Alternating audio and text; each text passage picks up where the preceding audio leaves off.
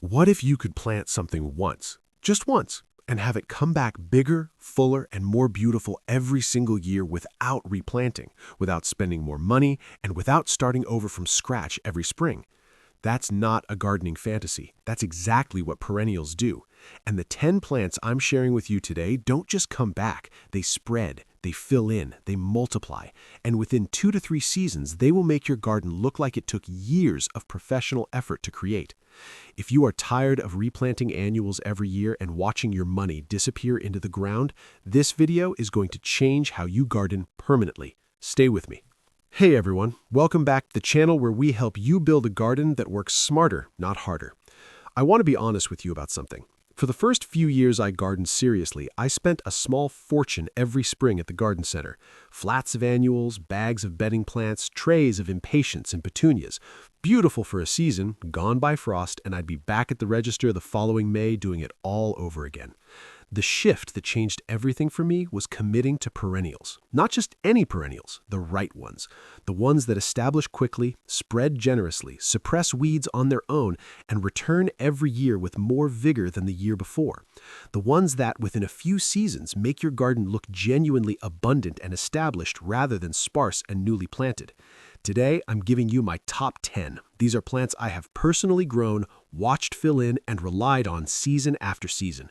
I'll tell you what each one does, how fast it spreads, where it performs best, and exactly how to get it established so it takes off for you the same way it's taken off from me. Plant number 1, Coneflower, Echinacea, the unstoppable native beauty. If you could only plant one perennial in your garden, just one, I would tell you to make it Coneflower, and here's why. Echinacea is one of the most forgiving, most productive, and most visually rewarding plants you can put in the ground. It's a true North American native, which means it evolved to thrive in exactly the conditions most American backyards can throw at it. Summer heat, dry spells, clay soil, sandy soil, neglect. It doesn't just survive those conditions, it thrives in them while imported ornamentals are wilting and struggling. The flowers are bold and distinctive, those elevated central cones surrounded by reflexed petals in shades of purple, pink, white, orange, and yellow depending on the variety. They bloom for an exceptionally long season, typically from late June through September, which is a remarkable performance window for a single plant. And when the blooms fade, the seed heads that remain are themselves ornamental through fall and winter and irresistible to goldfinches, which will cling to them for weeks, pulling out seeds. Here's what makes Echinacea a fast garden filler. It spreads by 2 mechanisms simultaneously. The crown divides and expands each year, so a single plant becomes a larger clump season by season, and it self-seeds prolifically. New seedlings emerge around established plants each spring, gradually filling in the surrounding soil. Within 3 years, a single plant purchased for $6 at a garden center can easily become a colony of 15 to 20 plants covering several square feet. Growing tips: full sun to light partial shade. Well-drained soil is important. Echinacea does not like consistently wet feet. Deadhead spent blooms through summer to encourage continued flowering, but leave the last flush of seed heads standing through winter for wildlife and visual interest. Divide established clumps every 3 to 4 years in early spring to keep them vigorous and create new plants for other areas of the garden. Plant number 2, Black-Eyed Susan, the Golden Season Extender. If Coneflower owns June through August, Black-Eyed Susan owns August through October, and together these 2 plants can give you continuous bold color from early summer all the way to hard frost. Rudbeckia is one of those plants that genuinely earns the word cheerful. Those golden yellow daisy flowers with dark chocolate centers have an optimism about them. They bloom when most other things are winding down, they laugh at summer drought and heat, and they keep producing flowers right until the ground freezes. In late summer, when most gardens are looking tired and overgrown, a mass of Rudbeckia looks like the garden is hitting its stride. The filling speed of Black-Eyed Susan is remarkable. The species Rudbeckia fulgida, the most commonly grown perennial type, spreads by underground rhizomes in addition to self-seeding. What this means practically is that it moves. A clump planted this spring will have extended its footprint noticeably next fall, and by the 3rd year it will have colonized a generously sized area. In a mixed border, this is exactly what you want, that planted forever, full and natural look that takes decades to achieve with slower growing plants. Important note on varieties: there are both annual and perennial Rudbeckia types. The variety you want for permanent garden filling is Rudbeckia fulgida, specifically cultivars like Goldsturm, which is perhaps the most reliable, vigorous, and widely available perennial Rudbeckia in cultivation. Read the label at the garden center and confirm it's a perennial type before purchasing. Growing tips? Full sun performs best, though Black-Eyed Susan tolerates light shade better than most sun-loving plants. It's genuinely drought-tolerant once established. In fact, average to poor soil with good drainage tends to produce the most floriferous plants. Rich, moist soil encourages lush foliage at the expense of flowers. Leave seed heads standing through winter for birds and winter garden structure. Plant number 3, Hostas, the shade garden's most reliable workhorse. Let's talk about shade, because a huge percentage of American backyards have it, and a huge percentage of gardeners struggle with what to grow there. Hostas are the answer. Not the only answer, but the most reliable, adaptable, and visually dramatic one available. Hostas are grown almost entirely for their foliage rather than their flowers, which means they provide visual impact for the entire growing season, from the moment their tightly rolled shoots emerge in spring through the first hard freeze of fall. The leaf variation within the genus is extraordinary. Sizes range from miniature varieties the size of a teacup to giant types with leaves that reach 18 inches across. Colors span every shade of green, blue-green, chartreuse, gold, and a seemingly infinite range of variation patterns: white margins, gold margins, streaked centers, streaked edges. What makes hostas exceptional garden fillers is the rate at which established clumps expand. A hosta planted this year will be noticeably larger next year and significantly larger the year after. Some large growing varieties can reach 4 to 5 feet in width at maturity, providing enormous ground coverage from a single plant. And unlike many perennials, hostas tend to get more beautiful as they age. The clumps become more substantial, the leaves become larger, and the overall presence of the plant in the garden increases year by year. Growing tips? Morning sun with afternoon shade is the ideal exposure for most varieties. Deep shade is tolerated but reduces vigor. Blue-tone varieties hold their color best in more shade. Gold and chartreuse types develop their best color with more light. Slugs are the primary pest. A ring of diatomaceous earth around new plantings helps significantly. Divide every 4 to 5 years in early spring to maintain vigor and expand your collection. Design tip: mix hosta varieties deliberately. Pair large, bold, blue-green types with smaller gold or chartreuse ones for a layered, designed look that requires zero additional effort once planted. Plant number 4, Daylilies, Hemerocallis, the unstoppable spreading machine. I want to be upfront about something with daylilies. They are among the most vigorous, most spreading perennials you can plant. For some gardeners, in some situations, that vigorous spreading is a problem. But if your goal is to fill a large area quickly, suppress weeds permanently, cover a slope, or line a fence with color, daylilies are one of the best tools available. The common orange daylily you see naturalized along roadsides and old farmsteads across the eastern United States is essentially indestructible. Plant it once and it will be there forever, spreading steadily outward each year. But the cultivated hybrid daylilies available at garden centers today go far beyond that original orange. There are thousands of named varieties in every color except true blue and pure white, ranging from tiny 18-inch plants to 4-foot giants, with flowers in simple single forms, ruffled doubles, spiders, and bicolors. Each individual daylily flower lasts only one day, which is literally what the name means, but a well-established clump produces dozens to hundreds of buds per season, so the overall display lasts for weeks. And the dense, arching foliage provides effective weed suppression for the entire growing season. Growing tips. Full sun produces the most flowers, but daylilies are genuinely tolerant of partial shade. They just bloom less prolifically. They thrive in almost any soil and are extremely drought-tolerant once established. Divide clumps every 3 to 4 years when flowering starts to decrease. This reinvigorates the plant and gives you free divisions to expand your planting or share with neighbors. Caution: if you have cats, note that daylilies are toxic to felines. Cite them accordingly. Plant number 5, Russian sage, Perennials, the airy, drought-proof silver cloud. Russian sage is one of those plants that photographs beautifully but looks even better in person because what the camera can't fully capture is the way it moves. The long, willowy silver stems and delicate purple-blue flower spikes catch even the lightest breeze and create a constant, gentle motion that makes the whole planting feel alive. It blooms from midsummer through fall, a genuinely long season, in that particular hazy purple-blue that's hard to find in other plants and that works with almost every color scheme imaginable. Silver purple alongside yellows and oranges is one of the most dynamic late summer combinations in perennial gardening. Silver purple alongside deep burgundy or dark purple is sophisticated and almost architectural. Silver purple alongside white creates a cool, elegant look that stays fresh even in the hottest part of summer. Russian sage is also one of the most drought and heat-tolerant perennials in cultivation. Once established, it requires essentially no supplemental watering in most American climates. It actively dislikes wet or richly amended soil. Average to poor, well-drained ground produces the best-shaped, most floriferous plants. This makes it exceptional for difficult sunny spots where other plants struggle. It spreads moderately by underground runners, expanding its clump gradually each year and eventually self-seeding lightly. It won't take over a border, but it will steadily fill its designated space. Growing tips. Full sun is non-negotiable. Russian sage in shade becomes floppy and sparse.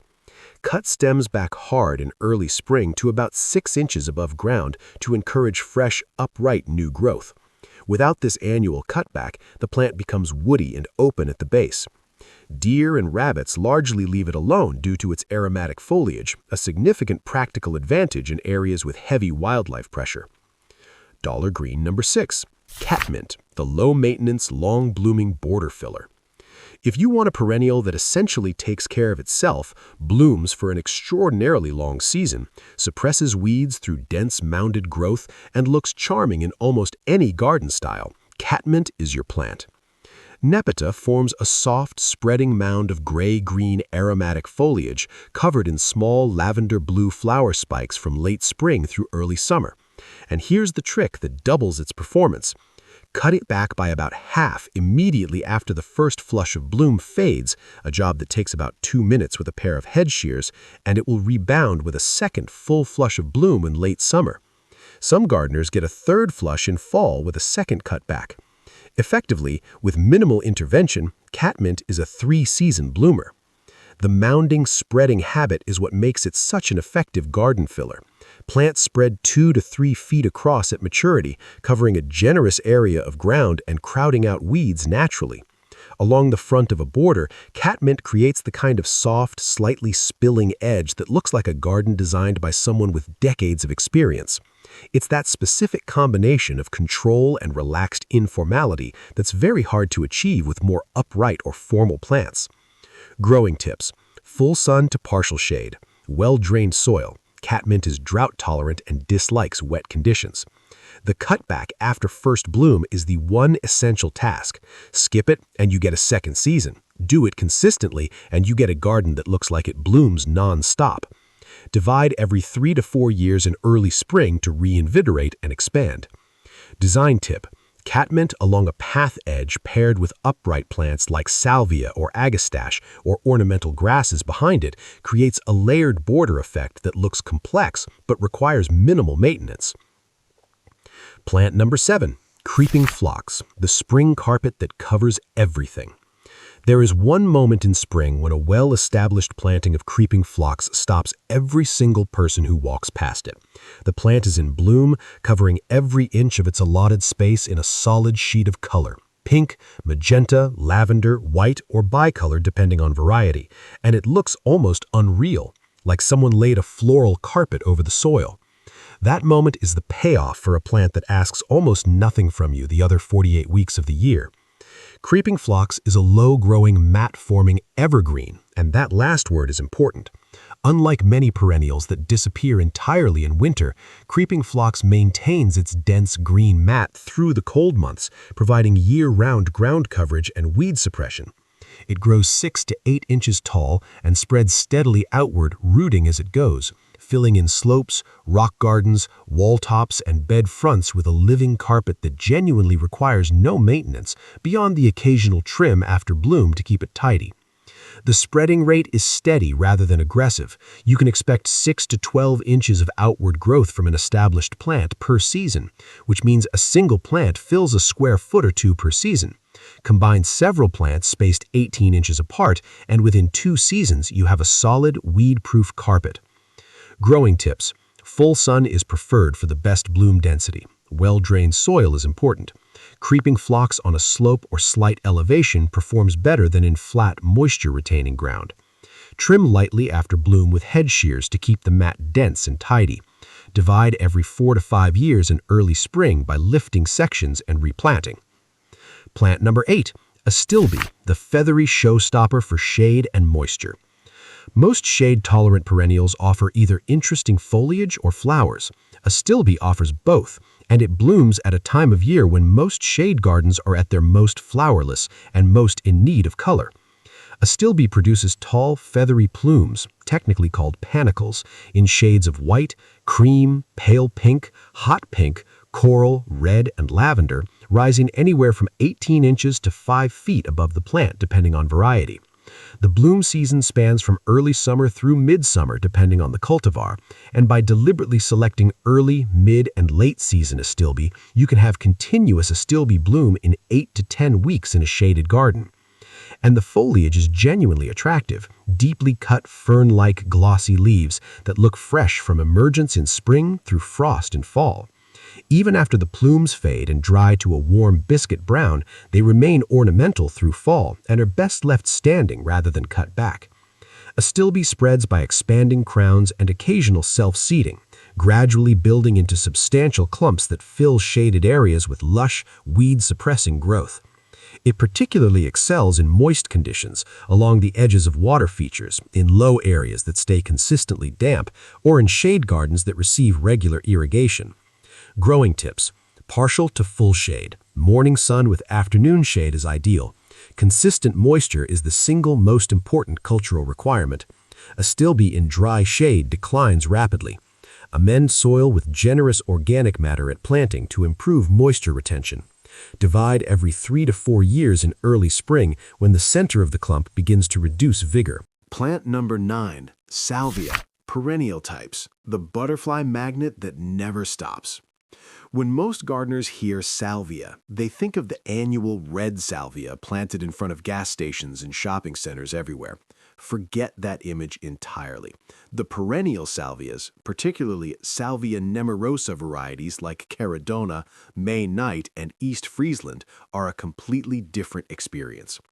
Perennial salvia produces upright, architectural spikes of deep blue-purple, violet, or pink flowers on dark stems.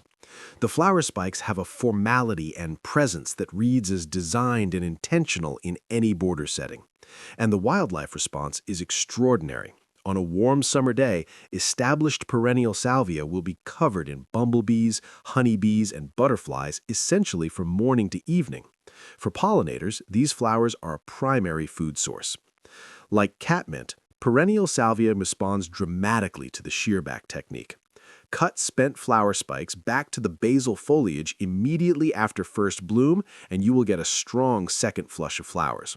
Some varieties will produce a third flush if cut back again. The result is a plant that blooms for a remarkable percentage of the growing season for virtually no additional effort. Growing tips. Full sun is essential for perennial salvia. It will survive in partial shade, but becomes floppy and blooms sparsely. Excellent drainage is critical. Perennial salvia in wet, heavy soil is short-lived.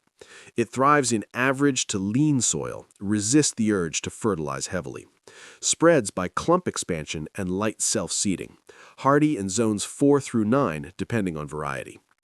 Plant number 10, ornamental grasses, Miscanthus and Karl Foerster, the 4-season structure plant. I'm ending on ornamental grasses because they do something none of the other 9 plants on this list do quite as well. They provide structure, movement, and visual interest in every single season of the year, including the ones when everything else has disappeared. Karl Foerster feather reed grass is the variety I recommend most consistently to beginning gardeners. It's upright and architectural, growing 4 to 5 feet tall in a tight vase-shaped clump that never flops or sprawls. It emerges early in spring, produces feathery pink-bronze plumes in early summer that age to gold by fall, and stands through winter as a vertical accent even after everything else has gone dormant. Birds work the seed heads. The frosted stems catch winter light in a way that's genuinely beautiful. Miscanthus, the larger, more arcing ornamental grass varieties, brings a different energy. Where Karl Foerster is vertical and contained, Miscanthus is graceful and billowing. The varieties Morning Light and Gracilis produce fine-textured arcing clumps 4 to 6 feet tall with airy silver plumes in fall. They move constantly and beautifully in any breeze, bringing that sense of life and animation that makes a garden feel less static. Both grasses spread by expanding clumps, gradually and manageably, filling their designated space over 2 to 3 seasons without becoming invasive or problematic. They are nearly indestructible once established, requiring nothing more than a hard cutback to about 4 to 6 inches in late winter before new growth emerges. Growing tips: full sun for both. Average to slightly dry, well-drained soil. Avoid over-fertilizing. Too much nitrogen produces floppy, weak growth. Cut back hard in late winter, late February through March before new growth begins. Divide every 4 to 5 years in early spring when the center of the clump starts to die out. Design tip: use Karl Foerster as a vertical accent at the back of a mixed border, or in repeated groupings along a walkway for a rhythmic, structured effect. Use Miscanthus as a specimen or screening plant where its size and movement can be fully appreciated. Here's what I want you to take away from all 10 of these plants, beyond the individual growing tips and variety recommendations. A perennial garden is an investment that pays compounding returns. Each year, each of these plants gets larger, fills more space, produces more flowers, and requires less intervention from you. The work you put in this spring, planting, establishing, watering through the first season, is the most work this garden will ever ask of you. From year 2 onwards, the trajectory is consistently towards more beauty and less effort. Compare that to an annual garden where you reset to 0 every spring. Every year is year 1. Every year you buy the same plants, plant the same beds, and start from the same sparse, newly planted look. There's nothing wrong with annuals. They have their place. But perennials build. And a garden that builds is a garden that rewards you in ways that are genuinely hard to put a price on.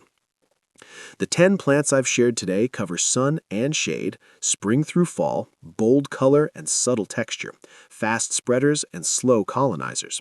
You could plant all 10 in the same garden and they would work together. Or you could start with just 1 or 2 that suit your specific space and conditions, let them establish, and add more as you go. Either way, the garden you're building right now is the one that will look extraordinary in 3 years, without you having to start over. Common mistakes to avoid. A few quick mistakes worth avoiding before you head to the garden center. Planting too close together is the most common one.